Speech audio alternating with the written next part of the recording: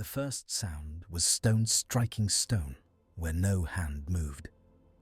I remember the moonlight on Rano Raraku that night, thin as scraped bone, the wind sharp from the sea, yet the quarry air oddly still. I lay awake on the pumice dust and heard a slow sliding, a weight being drawn, though every tool rested by the tent. When I rose, one unfinished Moai had turned its blind face toward our fire. Men have asked me to recount this, and younger fellows insist I speak into their modern apparatus for posterity. If my memory serves you, then let it earn your favor. Mark your interest, lend your name below, and keep company with us. It began 3 weeks earlier, when I still believed such tales belonged to sailors and their rum. We came ashore at Hangaroa in June of 1907, under a sky of broken cloud and a wind that smelt of salt and damp earth. Our party numbered 4 Europeans and a handful of Rapa Nui labourers. Captain Wilcox led, a stern Royal Navy man seconded to survey work. Gibson, our surveyor, had a patient, scholarly air and a level drawn across his soul. Morales, a Chilean foreman, laughed loudly, swore more loudly, and kept his men moving with a glance. I was the youngest, a draftsman and assistant, more comfortable with calipers than with sea legs. We had come, officially, to measure and map the great statues in the interior quarries of Rano Raraku. Unofficially, there was talk among the gentlemen of Santiago that the island might yield useful stone and perhaps guano deposits. No one mentioned spirits on any manifest. The governor at the mission house poured us thick coffee on our first evening ashore, and, after a silence, advised that we treat the hillside and its figures with respect. He used the word akwaku in a careful tone, as though it might hear him. Wilcox merely nodded and folded the advice with his orders. "We are guests of the Republic," he said later, as we shared tobacco under a palm by the anchorage. "Superstitions are a luxury of those who do not need to make a living from these stones." Morales shrugged, yet I saw him touch a small charm at his breast. Gibson said nothing, though that night I heard him ask one of the elders through an interpreter about the old guardians of the quarry. The elder replied with a proverb that I translated roughly as, "Every stone has ears, but some have teeth as well."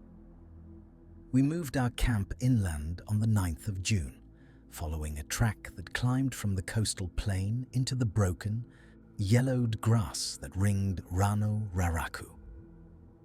The crater itself rose like a great bitten loaf, its flanks pocked with the upright heads and torsos of half-carved Moai, their faces buried or staring at strange angles. I had seen sketches, but the reality of that hillside, crowded with arrested giants, unsettled me in a way I could not name. Our first days were uneventful.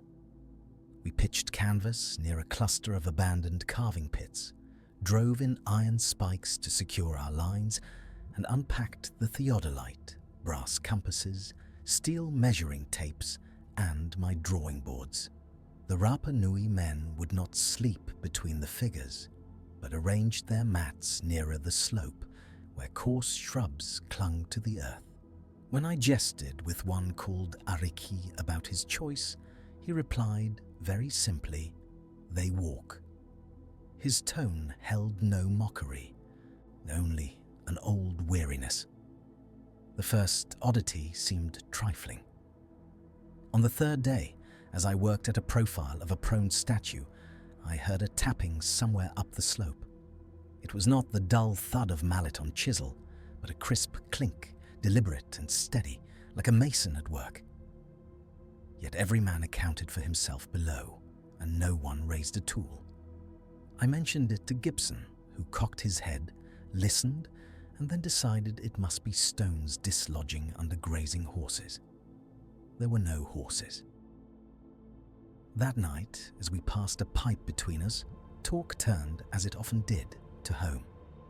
Wilcox unfolded a worn photograph of two small girls in pinafores and handed it to me without flourish. "Emily will be 11 now," he said. "She believes her father measures the world and will return with it drawn in his pocket." Morales, for once subdued, we spoke of his mother in Valparaiso and the fish stew she made when storms came. I found myself speaking of my brother, lost the year before in a fever ward in Lima, and the way the lamplight fell on the empty bed. For a moment, the Moai above us were only stone. The wind rose after midnight, rattling the canvas, yet inside the crater there remained a curious hush, as though the air grew thicker upon the slope. I woke near dawn to a peculiar absence. The surf, always a distant thunder, had ceased. No birds called, though I had seen terns wheeling at sunset. I stepped outside, buttoning my jacket against an inexplicable chill, and felt at once that I had entered some enclosed chamber. My breath frosted faintly, though it was June in a latitude that knew no true winter. By late morning, the sounds returned, and with them our easy talk. We laid out a new transect across a series of partly buried torsos. As I unrolled a measuring tape, Morales swore under his breath. The iron spike that anchored our line, driven the afternoon before into a firm patch of soil, now leaned at an angle, its hole widened as if some weight had tugged upon it in the night. "The wind," Wilcox said. Yet no other peg had shifted. Evidence accumulated in such small increments that, at the time, each seemed explainable. On the 6th day, we discovered tracks between two unfinished moai higher up the slope, where no one had worked in living memory. They resembled bare human footprints, but far longer than any man, the toes oddly tapered. The impressions were deep in the powdery tuff, yet after 10 strides they ended mid-slope, with no rock or root to have supported a leap. I measured them. I recorded them in my notebook and told myself the rain had distorted some animal's passage. "Perhaps some of your walking stones came down for a stroll." I gestured to Ariki, attempting levity. He did not smile.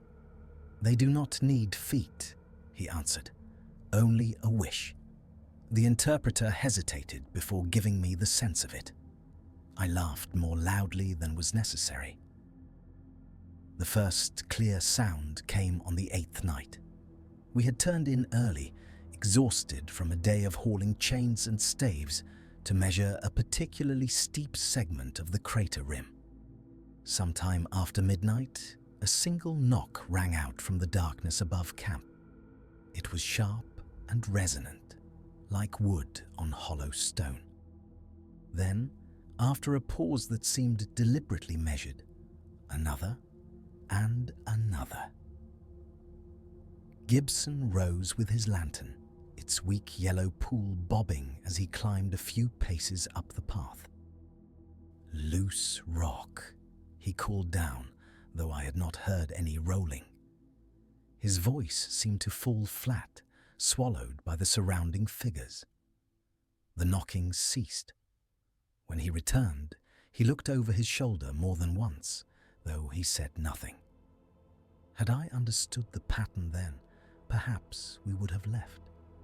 Instead, we worked harder, as if to push unease beneath the weight of our instruments. The Rapa Nui men grew quiet.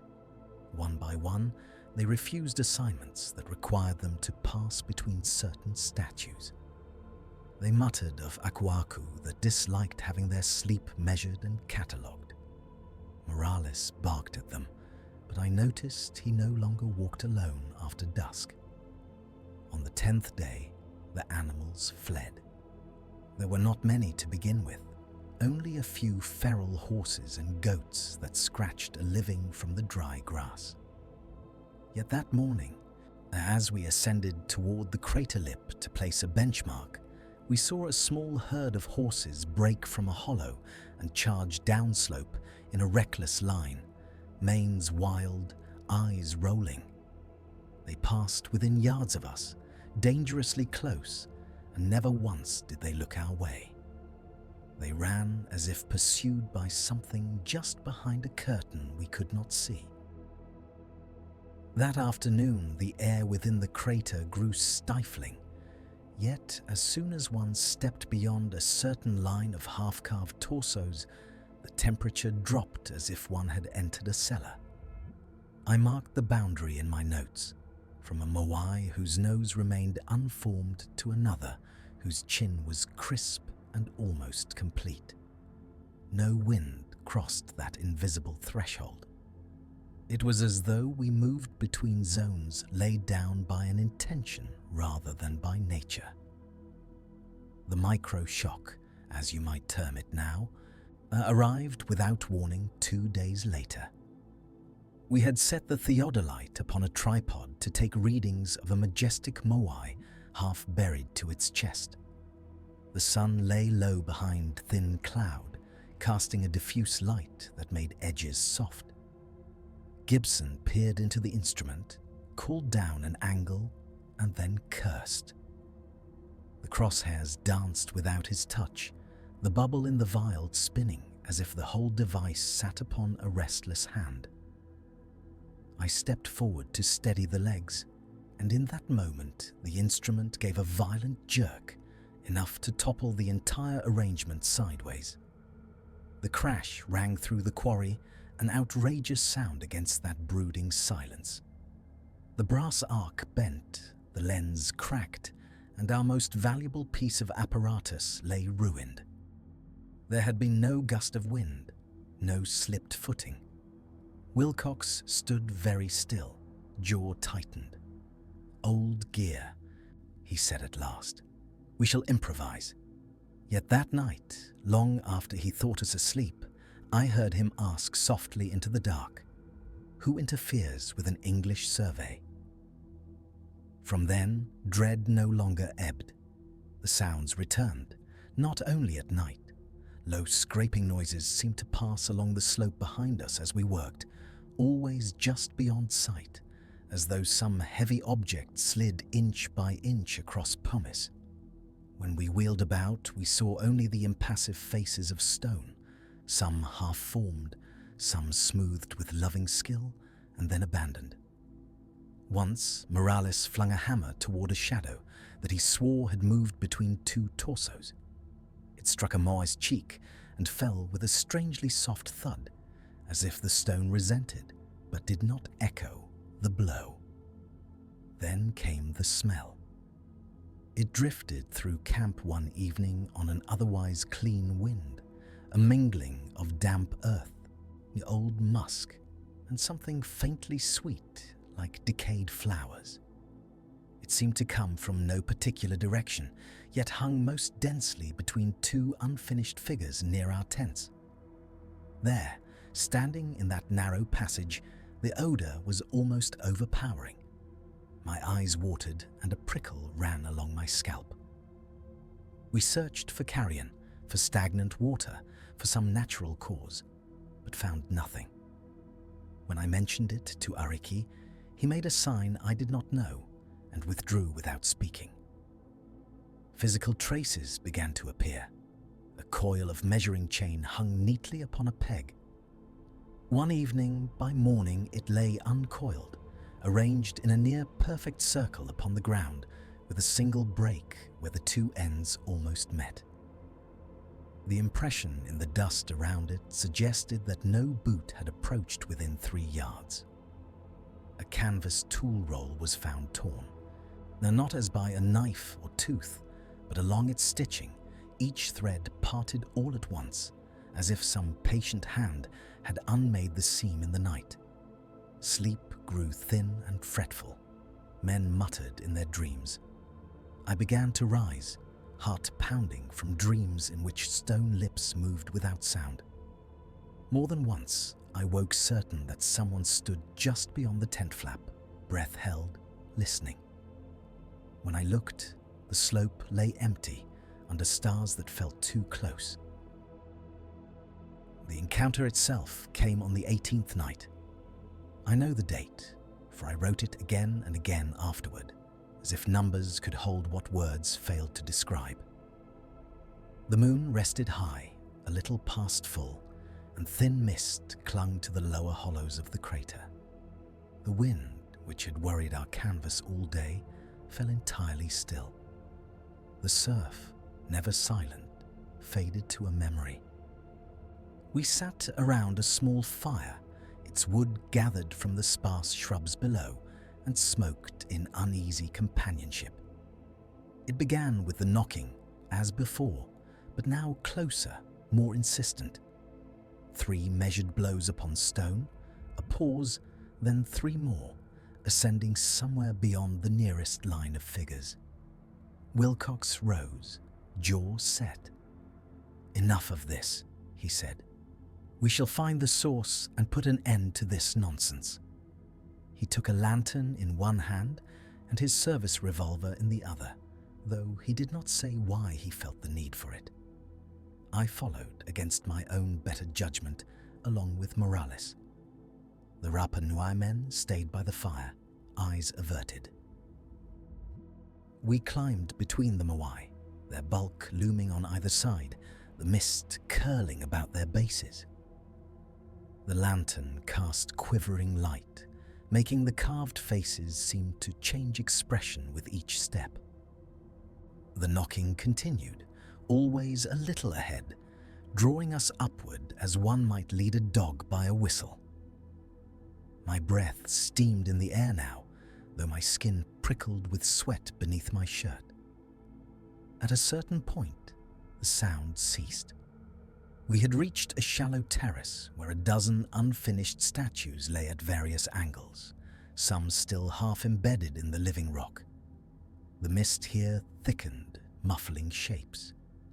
Our lantern seemed weaker, its flame guttering though no breeze stirred. Behind us, the campfire had dwindled to a dull glow far below. In the stillness that followed, a new sound emerged. It was soft, almost inaudible at first, like cloth brushing stone. Then, more clearly, a low murmur, rhythmic, yet formed of no language I knew. It seemed to come from multiple directions at once, as if several throats chanted very far under the earth, and their voices seeping up through the tuff.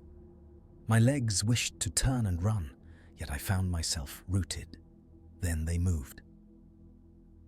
I do not mean that the Moai rose and walked like men. That would be a child's tale, a thing to laugh at in a tavern.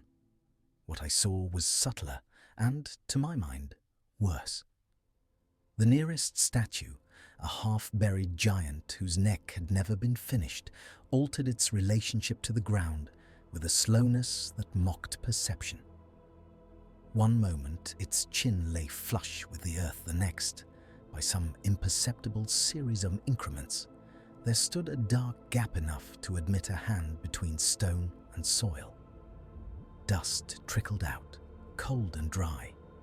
Simultaneously, another figure, its carved eyes blind and unfinished, seemed to turn its attention. The bulk did not swing about, rather. The sense of its focus shifted. And as when one realizes that a portrait's gaze has followed one across a room. The weight of that regard fell upon us. I felt it press upon my chest, as tangible as a hand.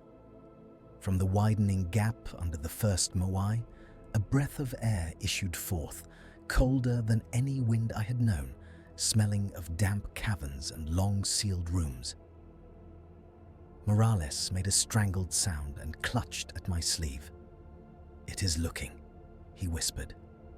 I do not know whether he meant the stone or something that used the stone as a mask.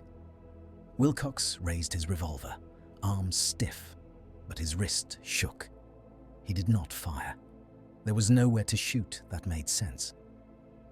The murmuring grew louder, resolving now into a cadence that seemed to echo in my bones rather than in my ears. The mist, lit from within by our little lantern, thickened around our ankles, then rose to our knees. Shapes moved within it, low to the ground, not quite touching our boots. A sudden, sharp crack sounded from our rear.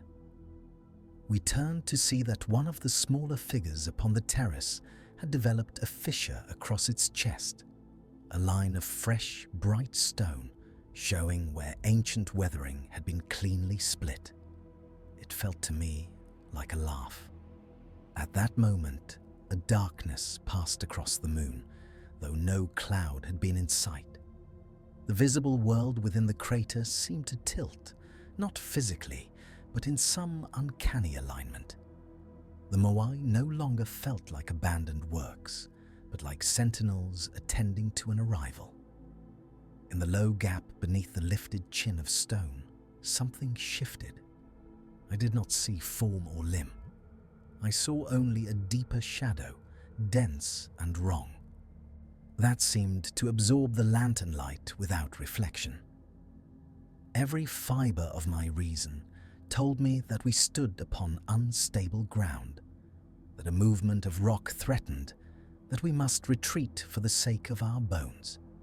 Yet beneath that rational fear lay another, older dread, the animal recognition of being scrutinized by a presence that did not share our shape. The air around us vibrated with it. My teeth ached. Wilcox lowered his revolver. "Back," he said, his voice steadier than I felt. Slowly. No stumbling. We obeyed. As we retreated, the murmur dimmed, not as sound recedes with distance, but as if whatever listened had lost interest. The gap beneath the Moai did not close, yet the cold air from within lessened. By the time we reached the lower line of statues, the surf could once more be heard, faint but real, as in the wind touched our faces. We did not speak of what we had seen until morning, and even then only in fragments. Morales swore that a hand had brushed his boot in the mist, though there had been nothing visible.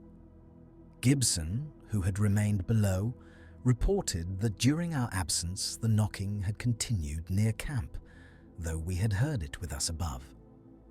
The Rapa Nui men refused to work another day. Ariki stood before Wilcox and said quite simply, "The Akuaku have risen and have shown their displeasure. We must go." Within 24 hours we broke camp. Instruments were packed in haphazard fashion, some measuring rods and a damaged chain we left behind. As we descended toward the coast, a light rain fell, beading upon my field notebook. I recall the peculiar sensation that the weight upon my shoulders had lessened, yet something clung behind my eyes. At one point, when we turned for a final look at the crater, I saw, or believed I saw, a faint shifting among the distant ranks of Moai, like men changing stance after long standing. The journey back to the ship took the strength from us more than the climb inland had done. Men who would normally jest on the return march walked in silence. That night aboard, I dreamed not of statues, but of the narrow gap beneath that lifted chin, widened to the size of a tunnel, drawing me in with a soft, patient breath. Upon our arrival in Valparaiso in August, our official report went first to the Chilean authorities. Wilcox, ever the officer, organized our notes, measurements, and sketches into a sober document. The incident at Rano Raraku he reduced to a brief mention of local disturbances and labor refusals owing to indigenous superstition. The broken instrument became equipment failure. The inexplicable tracks were listed blandly as anomalous impressions, likely animal. I assisted him in drafting, and with each omission felt both relief and a creeping sense of betrayal, as though we were willfully blinding future men to a pit in their path. When our findings later appeared in a geographical journal, they spoke of the great statues as marvels of human industry, detailed their dimensions, commented upon their weathering and alignment. There was no mention of voices under the stone, of cold breath from beneath a half-carved jaw, of a presence that had weighed us like pebbles in its unseen palm and set us aside. In private, among ourselves, we did speak. A year after the voyage, I met Gibson in a cafe in Santiago. He had the theodolite's cracked lens in his pocket and turned it between his fingers as we talked. "If I believed in such things," he said at one point, staring past me, "I would say they let us go because we were of no consequence. That troubles me more than if they had meant us harm." We drank quietly after that. Years have passed since those days upon the island. I married, buried a child, watched cities change their outlines. Yet the quarry returns, unbidden, in small, precise ways. Once, in a stonecutter's yard near Arequipa, I heard the exact cadence of that nocturnal knocking as a man tested blocks with his hammer. My throat closed, and I had to step away from the corporal world of stone into an alley where nothing heavier than dust lay. Another time, in winter, I woke to find the room oddly cold, a thread of chill air licking at my hand from beneath the bed. For a moment, before sense reasserted itself, and I remembered a loose window, I was again upon that terrace, the lantern flickering, the darkness under the Moai breathing. Wilcox died some 10 years later in an accident at sea. The notice in the paper called him brave and methodical. I wondered, reading it, whether in his private log there rested a page, as in mine, where the word Aquaku appeared once, underlined, with no further elaboration. As for Morales, I heard that he refused further assignments to remote places. He took work supervising a quarry inland, but never again, so I was told, stayed past dusk among cut stone. In later life, I returned in my mind to Rano Raraku as other men might return to a particular street of their youth. I attempted, more than once, to rationalize what we had experienced. Subsidence in the Tuff, perhaps, causing subtle shifts, unusual meteorological conditions within the crater leading to variations of sound and temperature suggestion and fatigue coloring our perceptions. Yet each explanation skated over the granular detail of the thing itself, like thin ice that cracks under the weight of memory. What name ought one give to a presence that uses human works as its mask, that stirs in response to measurement, that arranges chains in circles and breathes through millennia of stone? I do not know. The islanders speak of Aquaku with a matter-of-fact piety, as one might speak of an unseen neighbor. We arrived with rules of survey and lines on paper, and we left with an ignorance more profound than what we had brought. When I hear talk now, in drawing rooms and societies, of the conquest of nature and the mapping of all that remains unknown, I recall the way that unfinished Moai lifted itself from its bed of centuries by the smallest of degrees, just enough to let a breath of elsewhere touch our world. I remember the horses running without looking back, the silence in which no bird dared sing, the sense of being weighed and found less than interesting. On a shelf beside my desk, there stands a small model of a Moai, carved from some tourist wood and bought by a friend who thought I might be amused. Its features are crude, its proportions slightly wrong. Yet on some evenings, when the light of the setting sun strikes its face at a certain angle, The shadow beneath its carved chin seems to deepen by a fraction, and I find myself watching very carefully to see if the dust beneath it will stir.